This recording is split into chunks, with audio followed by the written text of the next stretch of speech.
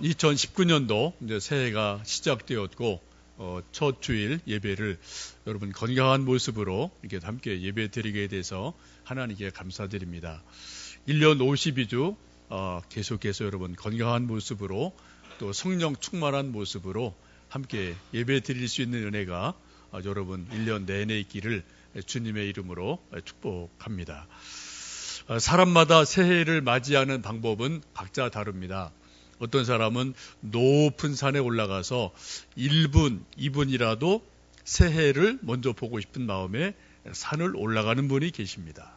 또 어떤 분들은 동해를 가서 동해에서 불끈 올라오는 그런 첫 해를 좀 맞이하는 분도 계시고요. 또 어떤 분들은 기도원에 가셔서 새해를 기도하며 맞이하는 분도 계십니다. 각자 새해를 맞이하면서 소망이 있고 기대가 있기 때문에 좀 해를 바라보면서 이런저런 소망들을 마음에 품을 때가 있습니다. 오늘 함께 읽으신 본문 요한복음 21장의 말씀에 시간의 배경을 보면은 새벽녘이다라고 말씀을 합니다. 4절 보시면은 날이 새어갈 때에 예수께서 바닷가에 서셨으나 제자들이 예수신 줄 알지 못하였다라고 말씀합니다.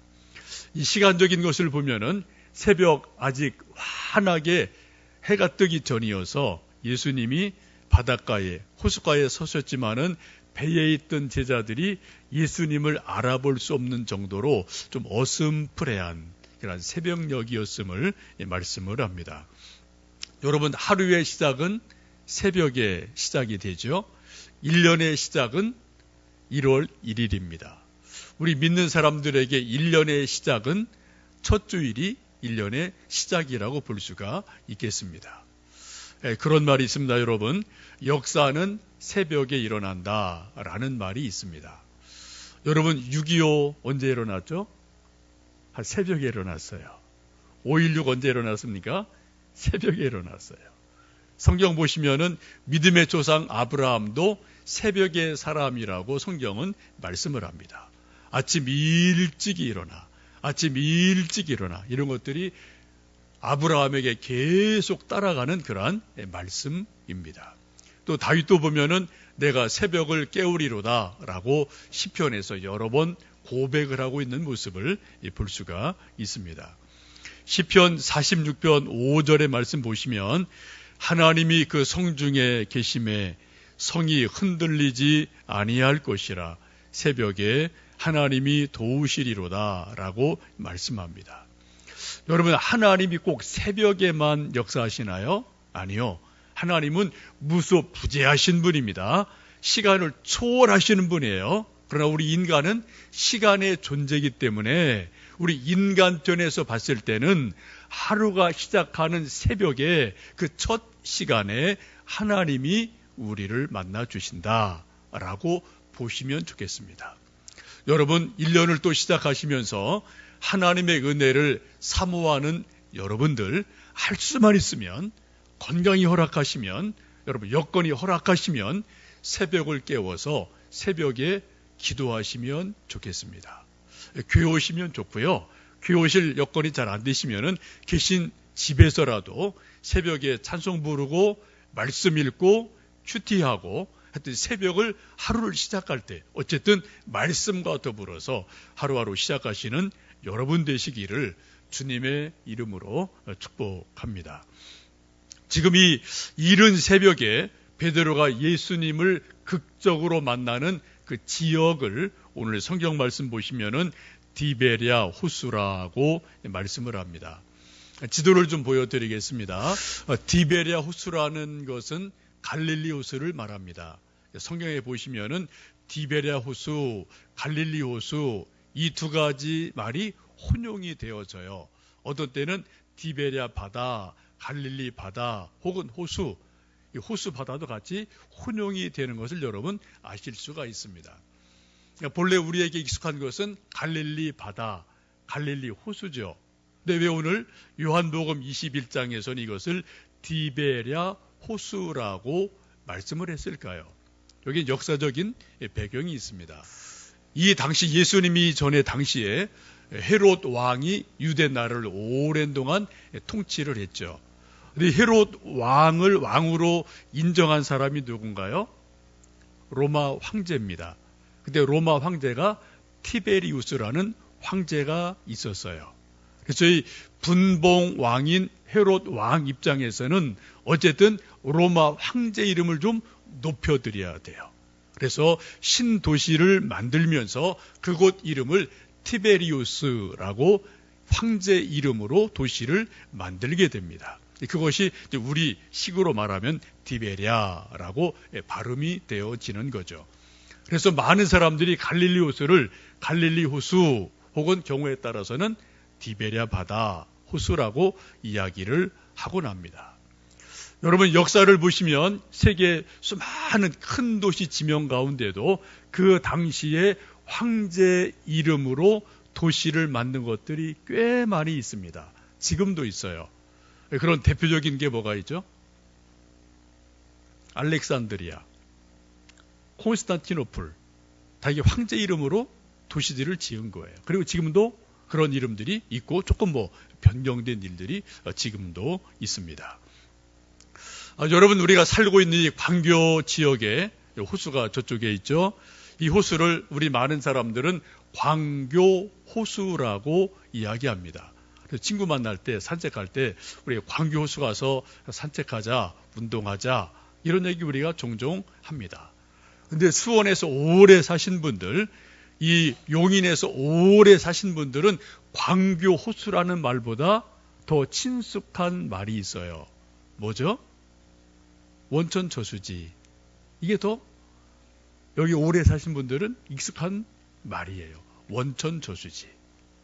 그런데 여기 새로 오신 젊은 분들은 원천 저수지하면 이렇게 감이 생기질 않아요. 뭔지를 몰라요. 그게 어디야? 라고 묻습니다. 똑같은 거예요. 여기서 오래 사신 분들은 원천 저수지 호수 이게 더 익숙합니다만 새로 오신 젊은 분들은 광교 호수 그래야지 알아들을 수가 있거든요. 지금 갈릴리 바다, 디베랴 호수 이것도 동일한 것을 여러분 기억을 하시면 좋겠습니다.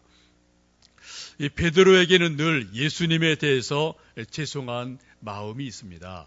예수님 잡히신 날 밤에 3번 부인하고 도망간 경험이 있기 때문에 예수님 이름을 불러도 생각만 해도 늘 마음에 죄송함이 있어요. 부끄러움이 있어요. 일종의 심리적인 트라우마가 있다라고 보시면 되겠습니다. 여러분 개인적으로 예수님 이름을 부를 때 혹은 예수님 이름을 생각할 때 여러분 마음에 어떤 감정, 어떤 느낌이 여러분 있으십니까? 막 마음이 설레시고 사랑하는 마음이 있으십니까? 아니면은 예수님과 거리가 먼 느낌, 아니면 무덤덤한 느낌. 여러분 좀 어떠신지 모르겠어요. 여러분 우리는 인간은 감정의 존재이기 때문에 누군가 이름을 부를 때, 누군가 이름을 생각할 때 그때 마음이 어떠냐? 이게 아주 중요한 자기의 실존입니다. 자기 모습인 거예요. 여러분 청년 때 연애 한참 하실 때 애인의 이름을 부르기만 해도 생각만 해도 가슴이 뛸 때가 여러분 한때 있으셨을 겁니다. 그런 때가 있거든요.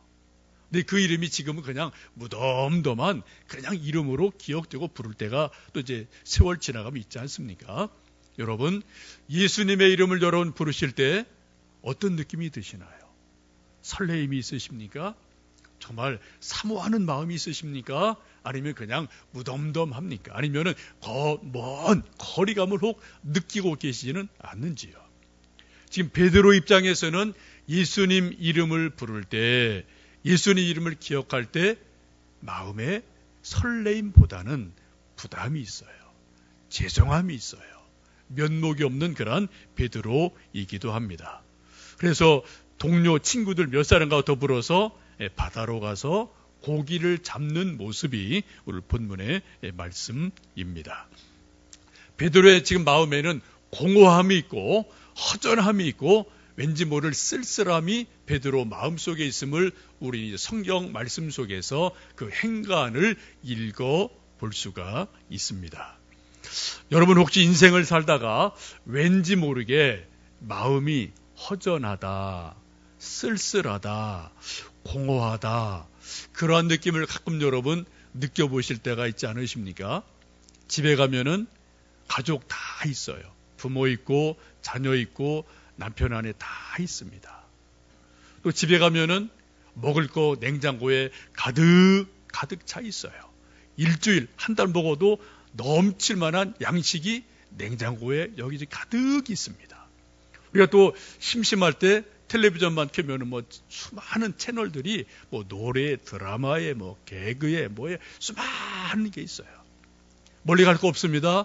우리 핸드폰만 만지작거리면은 하루 24시간 얼마든지 즐길 수 있는 그러한 게임과 컨텐츠와 수많은 것들이 핸드폰에 다 있어요. 또 심심할 때 어떻게 해요? 강아지 한두 마리 키우면서 그래도 그 강아지 재롱을 보면서 또 심심하지 않게 살려고 우리가 애를 씁니다. 그럼에도 불구하고 우리가 인생을 살다 보면 우리 마음에 허전함이 있을 때가 있어요. 쓸쓸할 때가 있어요. 마음이 시릴 때가 있습니다. 여러분 왜 그럴까요? 냉장고에 좀 음식이 적어서요? 강아지가 없어서요? 우리가 놀거리, 게임거리가 없어서요? 아니요. 우리 인간이라는 존재 자체는 원래 그런 존재입니다. 우리 인간은 원래 그런 존재예요. 성 어거스틴이 이렇게 말을 합니다. 인간의 마음에는 하나님으로만 채워질 수 있는 한 공간이 있다. 그곳이 하나님으로 채워지기 전까지는 인간에게 진정한 만족은 없다라고 말합니다. 정확한 말이에요. 우리 모든 인간의 마음 깊은 곳에는 한 공간이 있는데 이것은 세상의 무엇으로도 채울 수 없다. 오직 하나님 한 분만으로만, 하나님의 말씀으로만, 하나님의 은혜로만 그곳을 채울 수 있다라고 어거스틴은 말합니다. 혹시 여러분 세상 살다가 5, 1년 사시다가 건강도 있고 어느 정도 물질도 있고 이것저것 다 있는데 왠지 모르게 내 마음이 공허하다, 좀 뭔가 쓸쓸하다, 뭔가 마음이 시리다, 여러분 그런 것을 느끼신다면 여러분 세상에서 찾지 마십시오. 거기 답 없습니다. 그거 안 됩니다. 어떻게 해요? 하나님 말씀으로만, 하나님 은혜로만 하나님이 보라는 우리 마음 깊은 곳을 채울 때 그때 진정 우리의 충족함, 충만함이 우리 영혼 속에 있을 줄로 믿습니다. 지금 베드로와 7 친구들이 밤새도록 그물을 던지며 고기를 잡지만 고기를 한 마리도 잡지를 못합니다. 지금 3절 말씀 보시면은 그렇게 말씀하죠. 그날 밤에 아무것도 잡지 못하였다. nothing이에요. 아무것도 없어요. 밤새도록 그물을 수십 번, 수백 번 그물을 던졌지만 한 마리도 고기를 잡지 못했다라고 말씀합니다. 이 허전하고 고달플 때 예수님 나타나셔서 베드로에게 묻습니다. 얘들아, 고기가 좀 있느냐? 무엇을 잡았느냐고 말씀하실 때 아무것도 잡은 것이 없습니다 라고 말씀을 드리죠. 참 어려운 일이죠. 여러분 우리도 인생을 살다 보면은 우리가 열심히 일하고 공부하고 수고했는데 열매가 없을 때가 종종 있어요. 참 답답한 일이 우리에게도 종종 있습니다. 근데 참 묘한 것은 하나님의 음성이 우리에게 들려질 때 그때가 바로 이때라는 거예요. 만약 베드로가 고기를 많이 잡았다면은 아마 주님 부르신 음성이 고기 잡은 거 세느냐고 잘 들리지 않았을 거예요. 근데 아무것도 잡은 것이 없는 빈 마음이었을 때 예수님 오셔서 말씀을 하니까 예수님의 말씀이 베드로의 마음속에 깊이 들리는 역사가 있습니다. 이게 역설이 있는 거예요. 여러분 즐겨 부르시는 찬송 가운데 이런 찬송이 있지 않습니까? 예수가 우리를 부르는 소리 금성 부드러워 문 앞에 나가서 사면을 보며 우리를 기다리네. 오라 오라 방황치 말고 오라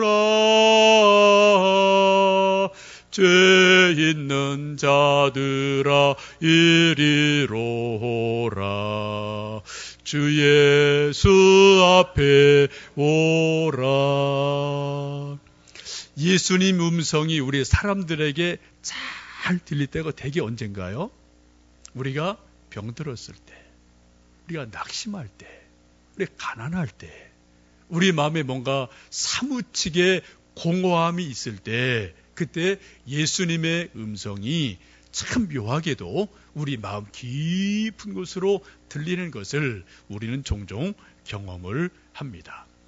지금 베드로가 깊은 낙심과 공허에 사무쳐 있을 때, 근데 예수님 오셔서 그물을 배 오른편에 던져라 라고 말씀을 하시고 그물을 던졌더니 그물에 가득한, 그물이 찢어질 정도로 고기를 잡았다라고 성경은 말씀을 하고 있습니다.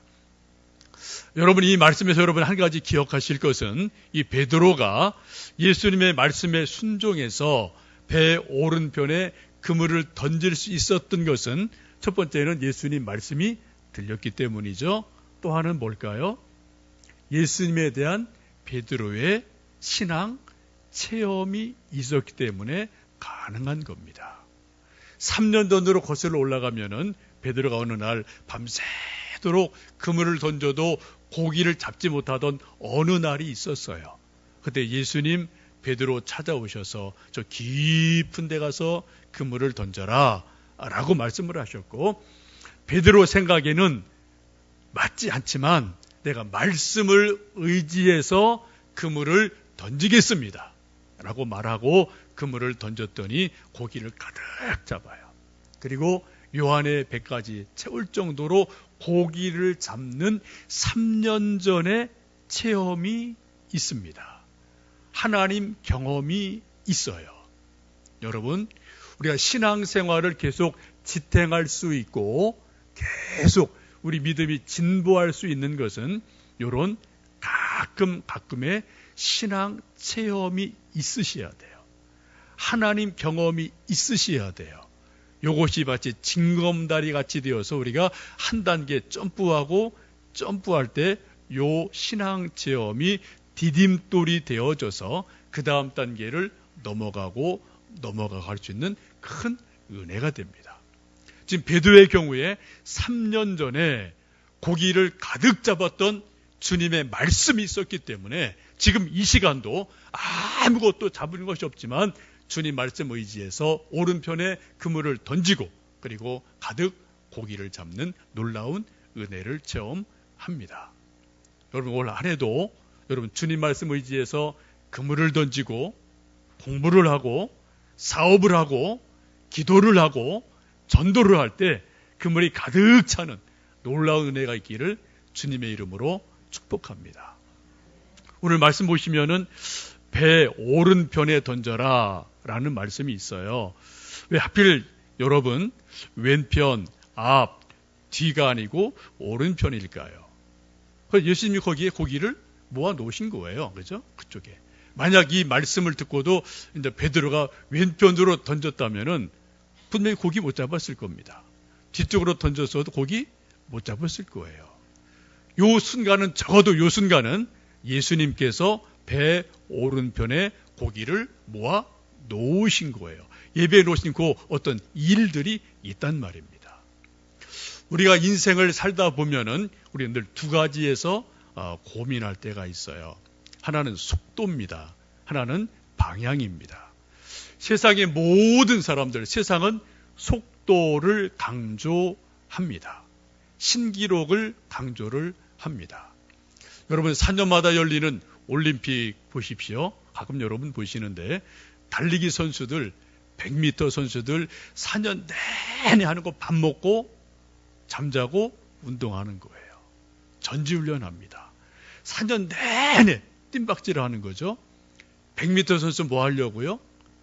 0.1초 단축하려고. 마라톤 선수가 4년 내내 고기 먹고 운동하고 달리기 합니다. 다른 거 안 해요. 노는 거 안 해요. 그 사람들, 그죠? 오로지 뛰는 것만 해요. 4년 동안. 뭐 하려고요? 마라톤에서 1분 빨리 달리려고. 그것 때문에 이렇게 애를 쓴다고요. 여러분 1분 앞서가면은 세계 신기록이 나와요. 금메달을 줍니다. 매스컴이 칭찬합니다. 0.1초만 빨리 뛰어도 여러분 금메달이 나와요. 여러분 상금이 나와요. 세상에서는 속도를 강조합니다. 빨리를 강조해요. 여러분 운동 선수들에게는 1분이 중요하고 0.1초가 중요합니다만 우리 입장에서는 별로 중요하지 않아요. 그죠? 1분 거기서 거기입니다. 그리고 솔직히 여러분 1분 조금 빨리 앞서가서 달렸다고 그게 세상이 뭐가 달라집니까? 뭐가 달라지겠어요? 그 개인에게는 명예예요. 상금이 있고 메달이 있어요. 분명합니다. 상금이 있어요. 그러나 어떤 선수가 1분 빨리 갔다고 그래서 세상 바뀌어지나요? 바뀌어지는 거 없어요. 여전히 세상은 세상대로 갑니다. 여러분 성경을 쭉 보시면은 성경에서 강조하는 것은 속도가 아닙니다. 방향이에요. 하나님을 향해서 계속해서 천천히라도 늦게라도 걸어가라 라고 성경은 계속해서 하나님을 바라보라고 말씀을 하세요. 예수님 말씀하기를 내가 곧 길이요 진리요 생명이니 나로 말미암지 않고는 아버지께로 올 자가 없다.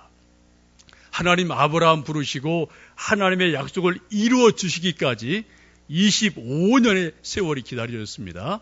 엄청 긴 시간을 기다렸어요. 그런데 아브라함이 계속 하나님을 바라보고 그 방향으로 믿음의 길을 걸었더니 시간의 빠름과 느림은 있습니다만 결국은 하나님의 약속을 이루는 놀라운 은혜를 경험을 하게 됩니다. 여러분 할 수만 있으면 빨리 가십시오. 그러나 여러분 우리 인생에서 우리 믿음에서 더 중요한 것은 속도보다 방향이다. 하나님을 바라보고 하나님이 원하시는 방향으로 하시도 중요하다라는 것을 기억하시고 말씀을 나침반 삼아서 계속 하나님께로 초점을 맞추시고 하나님께로 나가시는 우리 모두 되기를 주님의 이름으로 축복합니다. 이때 베드로가 잡은 물고기가 전부 다 153마리라고 말씀하죠. 우리 11절 말씀 같이 읽어보시겠습니다. 시몬 베드로가 올라가서 그물을 육지에 끌어올리니 가득히 찬 큰 물고기가 153마리라. 이같이 많으나 그물이 찢어지지 아니하였더라 라고 말씀합니다. 여러분 153 하면은 좀 기억나시는 거 있나요? 네, 모나미 볼펜. 사진 보여주시겠습니까? 여러분 저 볼펜 익숙하시죠? 모나미 볼펜. 우리 전 국민이 애용했던 볼펜이고 지금은 조금 세련되게 좀 볼펜이 바뀌었습니다만 모나미라는 것은 이제 프랑스어고요. 모나미 나의 친구 그런 뜻이죠. 근데 왜 하필 저 볼펜에 153 0.7은 좀 굵기죠. 153이라는 숫자를 넣었을까? 여러분 스토리 아시는 분들 계실 겁니다. 송삼석 사장이라는 분이 아주 오래전에 이 모나미 볼펜 회사를 만들고 사업을 합니다. 근데 아무리 애를 쓰고 수고를 하고 열심을 다해도 사업이 진척이 안 돼요. 부도 직전까지 갔습니다. 마지막까지 갔어요. 이분이 믿는 분이었어요. 그래서 마지막 회사 망하기 전에 하나님께 기도해야 되겠다라는 생각이 들어서 기도원을 찾아갑니다. 이분이 쓴 내가 걸어온 외길 50년이라는 회고록 중에 그러한 간증이 있어요. 어느 날 기도원에 올라가서 간절히 하나님께 기도를 하는데 하나님의 은혜가 기도하는 중에 임하게 돼요. 여러분, 하나님의 은혜는 수십 수백 가지로 우리에게 임합니다. 한 가지, 두 가지로 절대로 말할 수 없어요. 여러분, 하나님이 우리 인간에게 주시는 많은 은혜 중에 정말 귀한 은혜가 뭔지 아십니까? 여러분, 무슨 은혜가 있나요? 불 받는 은혜도 있고요. 방언하는 은혜도 있고요. 기도응답 받는 것도 은혜예요. 성경 말씀 깨달아지고 믿어지는 것도 은혜입니다. 이런 은혜 못지않게 우리 믿는 사람에게 강력한 은혜가 회개의 영이 임하는 거예요. 여러분 동의하십니까? 회개의 영이 성령의 감무동하심으로 강력하게 이분에게 임하게 돼요. 돌아보니까 자기가 하나님 믿는다고 믿음 생활을 했는데 사업한다고 바빠서 주일 예배 드리지 못했어요. 드려야 될 예물을 하나님께 온전히 드리지를 못했습니다. 그리고 사업한다고 술 마시고 말씀대로 살지 못하고 이러고 저러고 그런 불신앙의 태도가 자기에게 너무나 많은 것을 기도하는 중에 이분이 깨닫게 돼요. 그리고 눈물과 콧물로 하나님 앞에 회개하고 자복을 하게 됩니다. 그리고 나서 이분이 성경을 읽게 됩니다. 여러분, 회개를 깊이 해보신 분들은 다 경험이 있으신데요. 회개를 하면은 우리 영이 맑아져요. 우리 마음이 깨끗해집니다. 우리 눈이 아주 맑아져요. 그래서 나무를 봐도 막 나무가 춤을 출 것 같아요. 시냇물 소리가 막 정말 찬송 소리 같이 들려요.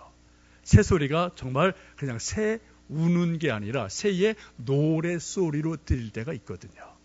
이분이 회개하고 성경 말씀을 쭉 읽는 가운데 요한복음 21장 말씀을 읽게 됩니다. 그리고 베드로가 밤새도록 그물을 던졌지만은 물고기 한 마리도 잡지 못한 것이 자기랑 똑같은 거예요. 공감이 일어나요. 그 다음 말씀 쭉 읽다 보니까 예수님께서 오른편에 그물을 던져라. 그 말씀에 순종해서 그물을 던졌더니 그물이 찢어질 정도로 큰 물고기 153마리를 잡았다. 이 말씀에 큰 도전이 되고 은혜가 되어져요. 하나님 앞에 서원하고 기도합니다. 하나님, 제가 믿음으로 살겠습니다. 하나님 뜻대로 살겠습니다. 말씀대로 살겠습니다. 제 사업 한번 일으켜 주십시오라고 간절히 기도하고 하나님의 뜻을 따라 살아가면서 이제 일을 다시 시작했을 때 여러분 우리가 아는 것처럼 우리나라에서 가장 앞서가는 문구류로 부흥하고 번성을 하게 됩니다. 지금도 모나미 볼펜이 우리나라 문구류의 약 60-70% 차지하고 있다고 그래요. 지금도 부동의 1위입니다. 여러분 이 모나미 볼펜 다 그죠? 수십 개 다 써보신 일이 있을 거예요. 또 세계적으로 수많은 나라에 팔려서 세계적으로도 유명한 그러한 문구류 모나미가 된 것 여러분 잘 아실 겁니다. 요즘 자료 제가 찾아보니까 이제 그 아드님이 같은 믿음으로 같은 정신으로 회사를 또 경영하고 있는 것을 볼 수가 있습니다. 여러분 만약 하나님 말씀을 읽다가 혹은 오늘 좀 여러분 댁에 가셔서 이 요한복음 21장의 말씀을 읽다가 하나님 말씀에 도전이 있고 하나님 말씀에 은혜가 있으시면 여러분 서원기도 해보시는 건 아주 중요한 거예요. 이건 우리가 정말 하나님 앞에 할 수 있는 가장 좋은 믿음의 표현이고 도전이고 우리가 또 앞으로 나갈 수 있는 그런 일임에 틀림이 없습니다. 오늘 여러분 댁에 가셔서 다시 한번 천천히 요한복음 21장의 말씀을 좀 읽어보시고 묵상하시면 좋겠습니다. 153이라는 것은 1차적으로 숫자를 말합니다. 153. 두 번째 영적 의미로는 가득하다. 하나님의 은혜가 충만하다. 그런 의미를 영적으로 가지고 있는 것이 또 153이기도 합니다. 여러분 올 1년 시작하시면서 여러분 믿음이 153마리의 큰 물고기처럼 여러분 영혼 속에 가득하시기를 축복합니다. 여러분 일터에도 153마리의 큰 물고기가 가득한 은혜가 있기를 주님의 이름으로 축복합니다. 여러분 자녀들에게 마찬가지고요. 우리 함께 예배드리는 우리 교회에도 이런 은혜가 있기를 주님의 이름으로 축복합니다. 지금 여러분 앉아 계신 이 의자가 이제 이렇게 하나하나 떨어져 있는데 우리 본당에 있는 의자가 여러분 몇 개인지 혹 세어 보신 분 있나요? 좀 몇 개 될 것 같아요, 대략. 한번 이따 좀 궁금한 분은 이게 하나 좀 세어 보세요.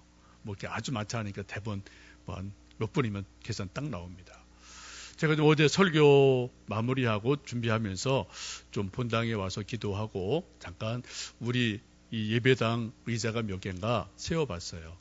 여러분 앉아 계신 의자가 151개입니다. 이 앞에 의자 몇 개 있죠? 2개 있어요. 우리 여기 예배당에 정확하게 의자가 153개예요. 보조의자 빼고. 여러분 이게 우연이라면 우연이고 또 하나님의 어떤 또 혹 의미가 있지 않을까 생각을 해보게 됩니다. 여러분 우리가 올 한 해 새롭게 믿음으로 시작하시면서 우리 153개의 이 본당에 있는 의자를 우리가 한 사람씩만 전도하시면 돼요. 한 사람씩 전도하셔서 우리 가득 채우는 은혜가 있기를 주님의 이름으로 축복합니다. 함께 기도해 주시고 좀 적극적으로 여러분이 한 사람만 모시고 오면 이건 아주 쉽게 되어지는 거예요. 그런 은혜가 있도록 우리 한번 기도하고 도전을 좀 해보시면 좋겠습니다. 며칠 전에 우리 주상우 전도사님 중등부 이야기 좀 하다가 그런 이야기를 들었어요. 중등부 아이들 몇 명이 전도사님 우리 중고등부실이 조그만데 걔들 많이 모이면 한 20명 이렇게 막 30명 모일 때가 가끔 있거든요. 그럼 꽉 차요. 이게 좁은데 이거 꽉 차면 어떡할래요? 이렇게 묻더라는 거예요. 전사님이 조금 고민하다가 그럼 더 큰 데로 가야지 라고 좀 말을 했대요. 그리고 올해 중고등부 우리 주상우 전도사님 우리 또 선생님들 기도 제목이 50명 중고등부 아이들 좀 예배 드릴 수 있도록 은혜해 주세요. 그게 올해 기도 제목이라는 이야기를 며칠 전에 이야기 나누다가 들었습니다.